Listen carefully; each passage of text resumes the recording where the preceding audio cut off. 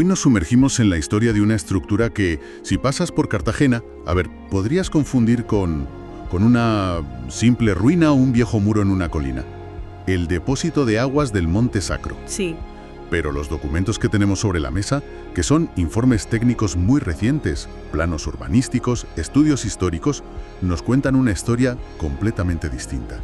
Una de ingenio, de capital extranjero y de un debate urbano muy actual. Así es. La misión que tenemos hoy es desvelar la importancia de esta pieza de ingeniería Del siglo XIX. nada menos. Vamos a ver cómo una compañía británica, de Manchester, fíjate, vino a solucionar un problema de sed que atenazaba una de las zonas más secas de Europa. Y cómo, un siglo y pico después, ese mismo legado está en el centro de una polémica sobre patrimonio y, créetelo, aparcamientos. Me parece un punto de partida fascinante, porque vamos a trazar todo el viaje de este depósito. De ser una fortaleza militar del siglo XVIII a convertirse en el corazón de la modernización de Cartagena, para acabar siendo lo que un crítico ha llamado el elefante que nadie ve.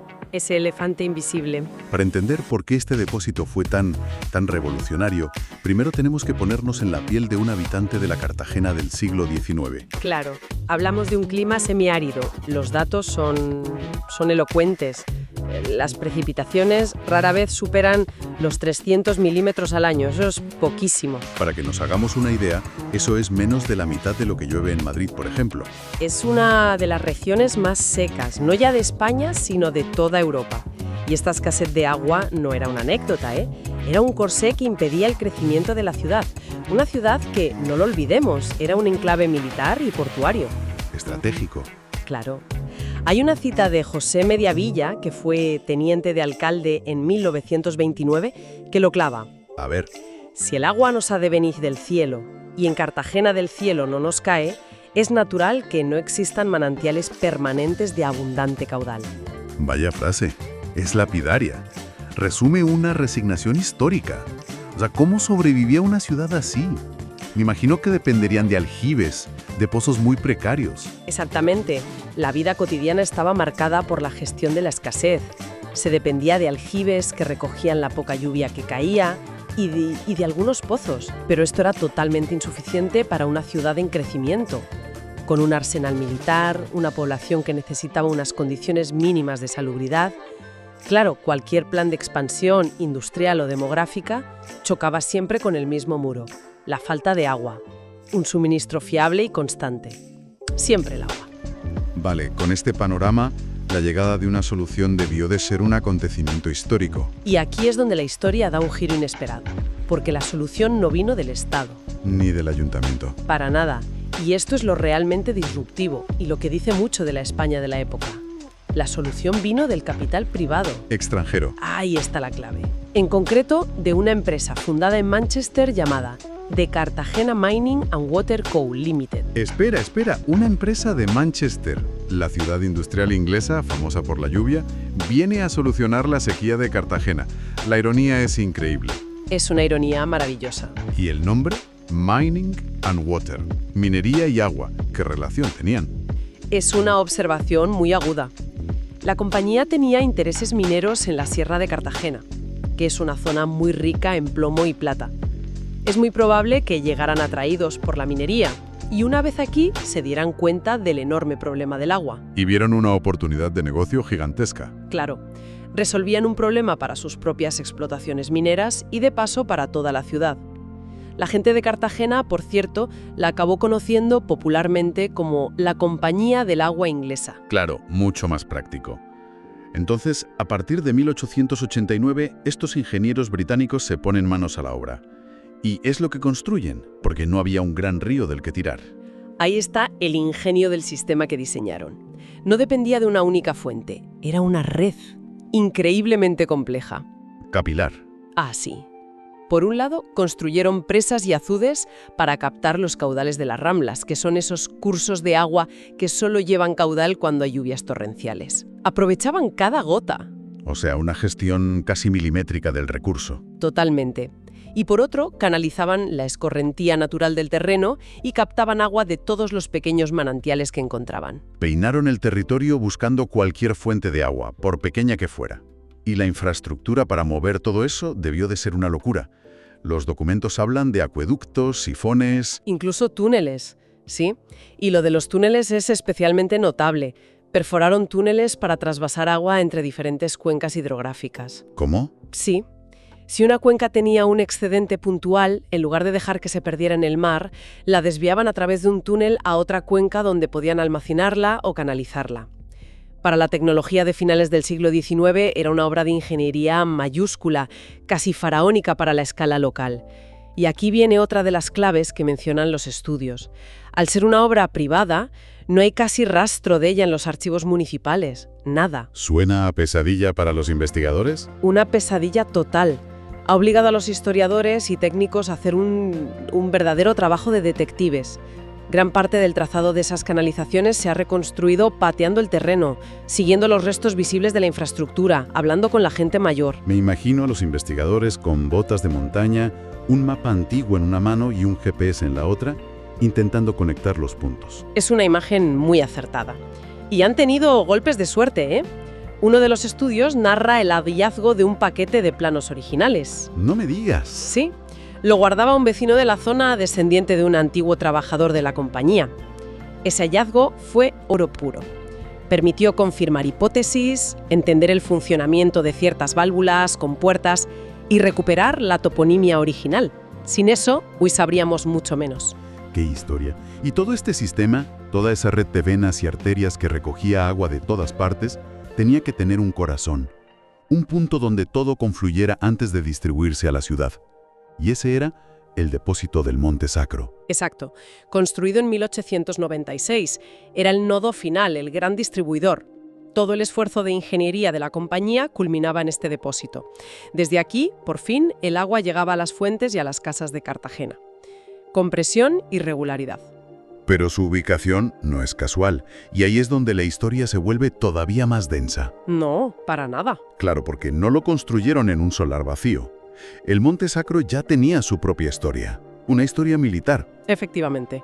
Se levantó literalmente sobre una estructura militar del siglo XVIII, el Caballero del Baluarte de Cantarranas. Vale, quizá convenga aclarar estos términos. Sí. Un baluarte es una de esas fortificaciones en forma de punta de flecha que sobresalen de las murallas. De acuerdo. Y un caballero es una plataforma elevada construida dentro del propio baluarte para colocar la artillería en una posición más alta, más dominante. Entendido. Es como construir un fuerte encima de otro fuerte, para tener aún más ventaja. Y los ingenieros ingleses llegan y dicen: este sitio elevado es perfecto para nuestro depósito de agua. Justo. La posición elevada era ideal para distribuir el agua por gravedad a toda la ciudad. Así que alteraron sustancialmente la estructura militar. Reutilizaron parte de los muros de mampostería originales para aterrazar y contener el nuevo depósito. Es un palincesto perfecto. Totalmente. Una infraestructura civil del 19 que reescribe una estructura militar del 18. Y este depósito estuvo en funcionamiento casi medio siglo, desde el 96 hasta 1940. Y su impacto fue transformador. Vamos a detenernos en eso. ¿Qué significó en la práctica para la gente de Cartagena tener agua corriente? Solemos darlo por sentado, pero... Cambió absolutamente todo. A nivel de salud pública, la disponibilidad de agua potable redujo drásticamente la incidencia de enfermedades como el cólera o el tifus. Claro, que estaban directamente relacionadas con el consumo de agua contaminada. Exacto. A nivel económico, permitió el establecimiento de industrias que antes eran inviables por su necesidad de agua. Y, por supuesto, permitió que la ciudad creciera en población y en extensión. Fue uno de los pilares de la modernización de Cartagena. Vale, pasamos de esa época dorada, en la que era un símbolo de progreso y modernidad, a la situación actual. Hoy, según los informes, su estado es de abandono funcional y su conservación se califica como regular. Regular es un término técnico que significa que no está en ruina inminente, pero presenta problemas serios que, si no se atajan, pueden llevar a un deterioro grave. Y los informes más recientes, los de 2025, son muy específicos sobre cuáles son esos problemas. ¿Y eso cómo lo saben con tanto detalle? Gracias a que se han usado técnicas como la fotogrametría. Fotogrametría. Suena complejo. ¿Qué es exactamente? Pues es más sencillo de lo que parece. Básicamente consiste en tomar cientos, a veces miles de fotografías de alta resolución de la estructura desde todos los ángulos posibles, con drones, desde tierra. Ajá. Luego, un software especializado procesa todas esas imágenes y crea un modelo digital en 3D increíblemente preciso, con un nivel de detalle milimétrico. Es como hacerle un escáner médico a un edificio. Una herramienta potentísima para el diagnóstico. ¿Y qué ha revelado ese escáner en el caso del depósito? Ha revelado que el principal enemigo de la estructura es la humedad. Y la fuente de esa humedad es, irónicamente, su uso actual. Su uso. Sí, el entorno del depósito se ha convertido en una especie de aparcamiento improvisado, un descampado donde la gente deja el coche. No hay ningún sistema de drenaje, el suelo es de tierra. Y claro, cuando llueve, todo eso se convierte en un barrizal y el agua se filtra hacia los muros del depósito. Exacto. Y eso desencadena lo que los técnicos llaman un proceso patológico en cascada. Es un efecto dominó que va destrozando el muro poco a poco. El agua se infiltra en la mampostería, disuelve las sales que están en el mortero. ¿Las sales? Sí, esas sales viajan con el agua hacia la superficie exterior del muro y cuando el agua se evapora, las sales cristalizan. Y me imagino que esos cristales al crecer ejercen presión, como si fueran cuñas microscópicas. Justo esa es la idea. El crecimiento de los cristales de sal tiene una fuerza física enorme. Van reventando el mortero desde dentro, lo desintegran y las piedras de la mampostería pierden su cohesión. Vaya. Además, esa humedad constante es el caldo de cultivo perfecto para la vegetación. Las raíces de arbustos y plantas se meten por las juntas, las ensanchan y comprometen la estabilidad de todo el muro. Es un círculo vicioso de degradación. Un panorama desolador. Y esto nos conecta directamente con el conflicto urbano que mencionábamos al principio, porque el ayuntamiento ha anunciado un plan para la zona. Sí, en 2025 se anunció un proyecto de 1,7 millones de euros para reordenar todo el entorno del Monte Sacro. Casi 2 millones de euros. Sí, y el objetivo principal, según se ha comunicado, es mejorar los accesos y crear un aparcamiento organizado. Y aquí es donde ha saltado la polémica. Porque los críticos dicen que se está invirtiendo mucho dinero en la superficie, en el aparcamiento, mientras se ignora el valor patrimonial de lo que hay debajo. Y alrededor. Esa es la esencia del debate. Hay colectivos ciudadanos y expertos en patrimonio que argumentan que se está tratando el Monte Sacro como un simple descampado. Un solar. Eso, un solar que hay que adecentar para que quepan más coches. La crítica es que se prioriza una solución logística, que es necesaria sin duda, sobre la recuperación integral de un enclave histórico de primer orden.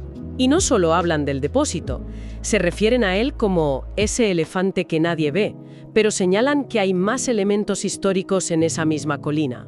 El baluarte de Berwick, el molino del Monte Sacro. Sí, el dilema es profundo. Se está perdiendo una oportunidad de oro para usar esa inversión en crear un espacio cultural, un parque arqueológico que explique las diferentes capas de la historia de Cartagena. Del fuerte del 18 a la ingeniería del 19. Exacto.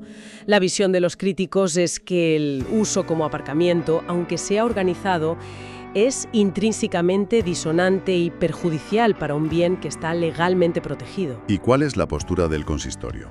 Me imagino que defenderán la necesidad práctica del aparcamiento para los residentes y para el acceso al centro. Efectivamente, el argumento principal es la necesidad funcional. Es una zona con un déficit crónico de aparcamiento y el proyecto busca aliviar esa presión. El debate, por tanto, es el clásico conflicto entre las necesidades del presente y la preservación del pasado. Ya veo. Lo que se cuestiona no es la necesidad del aparcamiento en sí, sino si ese es el lugar adecuado y si esa inversión no podría tener un rendimiento cultural y social mucho mayor a largo plazo. Así que, una obra de ingeniería que fue la llave del futuro de Cartagena hace un siglo, se encuentra hoy en el centro de un debate sobre cómo gestionar su pasado sin hipotecar sus posibilidades futuras. Es una encrucijada fascinante. Lo es, porque el depósito del Monte Sacro tiene ese doble valor que no deberíamos perder de vista. Por un lado, es un monumento a la ingeniería civil, un hito tecnológico de su tiempo, y por otro, es un símbolo potentísimo de la superación de la escasez de agua, un tema que, por cierto, vuelve a estar de plena actualidad. Desde luego. Y a pesar de que tiene protección legal, su futuro práctico, su uso y su significado son ahora mismo una gran incógnita. Todo esto nos deja con una reflexión final que va más allá de Cartagena. ¿Qué responsabilidad tenemos con las infraestructuras que fueron cruciales para nuestro progreso, pero que el propio progreso ha dejado obsoletas? Pensemos en viejas estaciones de tren, en fábricas, en este tipo de depósitos. Es la gran pregunta. ¿Cómo equilibra una ciudad sus necesidades más prácticas y urgentes, como puede ser el aparcamiento, con la obligación de preservar las bases materiales que explican su propia historia? No hay una respuesta fácil, pero quizás el primer paso sea precisamente dejar de ver estas estructuras como elefantes invisibles y empezar a reconocer el valor que todavía encierran.